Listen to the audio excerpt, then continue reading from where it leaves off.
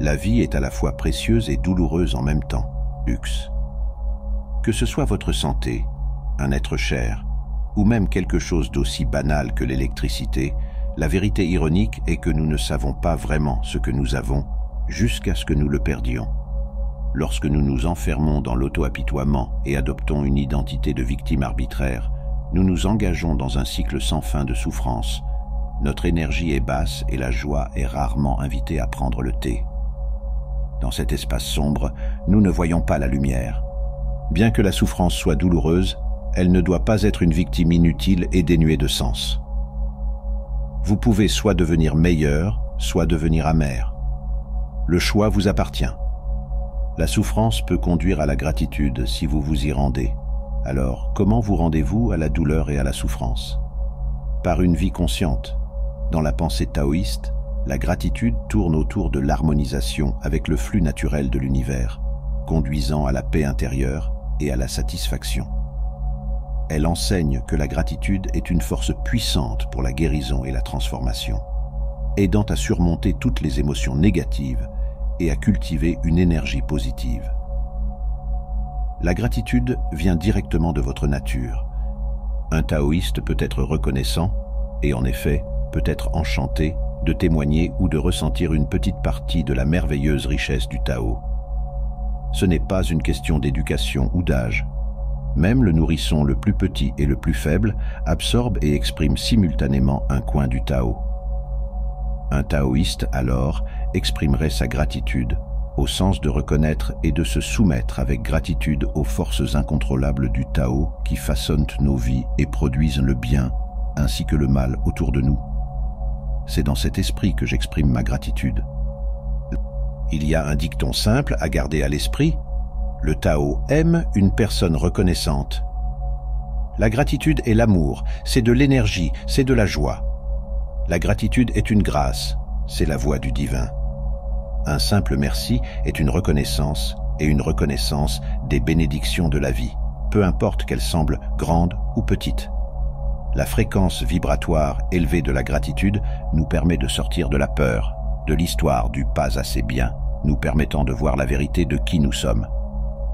La gratitude est un médicament puissant.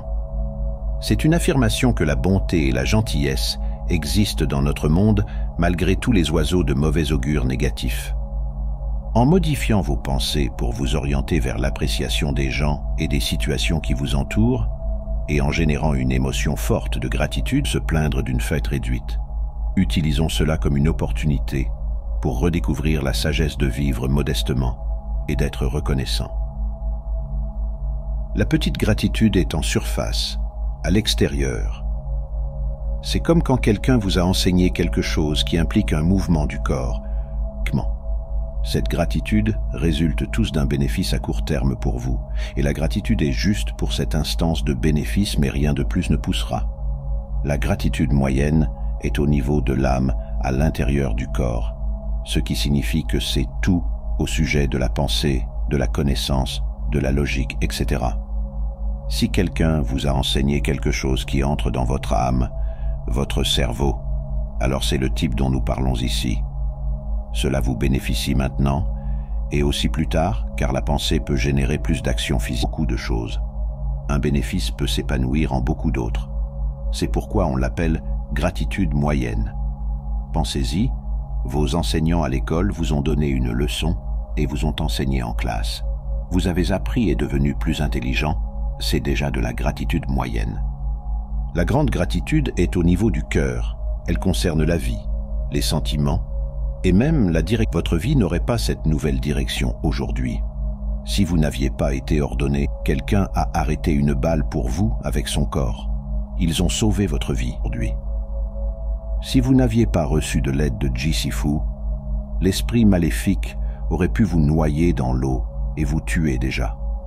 Utilisez-vous la pleine conscience pour vous libérer de la souffrance et atteindre la gratitude, en étant dans le moment présent.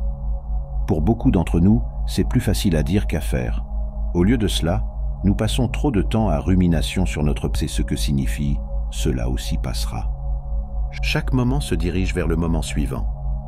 Être présent dans ce moment tel qu'il se produit, conduit à la pleine conscieuse, plutôt que de vous laisser emporter par une pensée négative après l'autre. Passez et commencez la guérison. Rien ne peut être statique.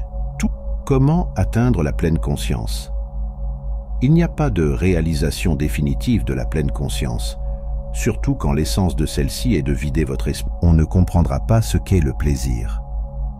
Atteindre la gratitude, c'est apprécier cette compréhension fondamentale. C'est le Tao d'une vie consciente. Parce que beaucoup de gens, quand ils disent « Oh, comment puis-je pratiquer la gratitude ?» et vous dites « Eh bien, faisons un journal de gratitude ou disons des affirmations de gratitude tous les jours, mais cela ne fonctionne pas. » J'ai un peu l'impression qu'ils ne vont pas fonctionner.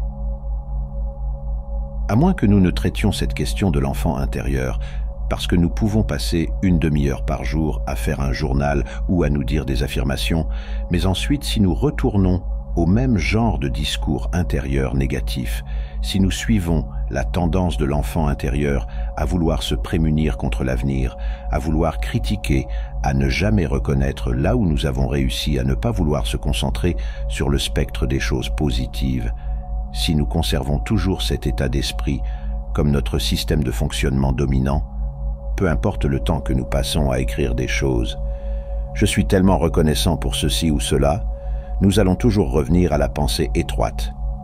Cela m'étonne toujours pourquoi ils sont si fortement biaisés vers ce point de vue négatif. C'est parce qu'ils ont vécu la plupart de leur vie dans ce point de vue négatif. Donc si nous pouvons corriger cela et le ramener à la réalité et avoir une bonne compréhension de l'adéquation, c'est un mot taoïste, être approprié. Si vous êtes dans une situation difficile, trouvons le moyen le plus efficace. La meilleure façon de sortir de cette situation, voyons comment vous pouvez traverser cette situation. Ne soyez pas entraîné plus profondément en ajoutant plus de négativité sur vous, et c'est une pratique. L'une des meilleures façons de le faire, je crois, c'est la méditation. Je ne veux pas dire que vous devez rester assis les jambes croisées pendant des heures et des heures dans une pièce sombre. Mais la méditation, pour moi, et dans le taoïsme, consiste à apprendre à concentrer votre esprit, à apprendre à être dans le présent, à apprendre à vivre dans la réalité, à apprendre à accepter les aspects négatifs, mais aussi à accepter tout aussi les aspects positifs, à être dans un état de gratitude, à être ici en train de vivre cette vie fantastique, et cette vie fantastique comporte des difficultés extrêmes. Vous pourriez être en train de traverser l'une de ces difficultés maintenant.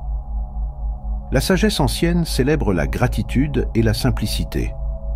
Les anciens sages nous enseignent à être reconnaissants pour les choses simples et à célébrer l'abondance sans extravagance.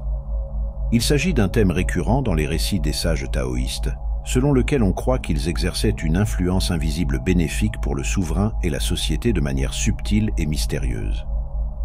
Le terme « vertu » ou « mérite caché » était souvent appliqué à une telle influence. Dans certains cas, cela était apparemment considéré comme lié à des compétences ésotériques. Dans d'autres cas, il semble avoir été conçu comme un pouvoir distinct et unique, avec des connotations presque magiques. Il convient de noter que de tels concepts n'ont pas été initiés dans la religion taoïste. Depuis l'époque de Lao Tse et de Confucius, on croyait largement qu'un sage incarnant un pouvoir moral suffisant pouvait exercer une influence bienfaisante et invisible dans toute la société. Selon Lao Tse, le désintéressement est une qualité essentielle du Tao lui-même, l'origine transcendante et la force directrice de l'univers. Le Tao bénéficie à toute chose sans attendre éloge ni récompense. Dans le domaine humain, l'idéal de Lao Tse était le sage, un individu qui émule avec succès le Tao. Le sage est décrit comme celui qui se perfectionne lui-même et bénéficie aux autres de la manière silencieuse et désintéressée du Tao lui-même. On dit de lui qu'il est bienveillant et fidèle envers tous, indépendamment du comportement des autres, et qu'il accepte les besoins et les intérêts. Je tiens à prendre un moment pour vous exprimer ma gratitude pour votre soutien, vos visionnages et vos j'aime. Voir notre communauté grandir, lire vos retours et constater que mes vidéos résonnent avec vous m'encourage à aller toujours plus loin. Si vous souhaitez aider d'autres compagnons spirituels, à bientôt pour de nouvelles vidéos.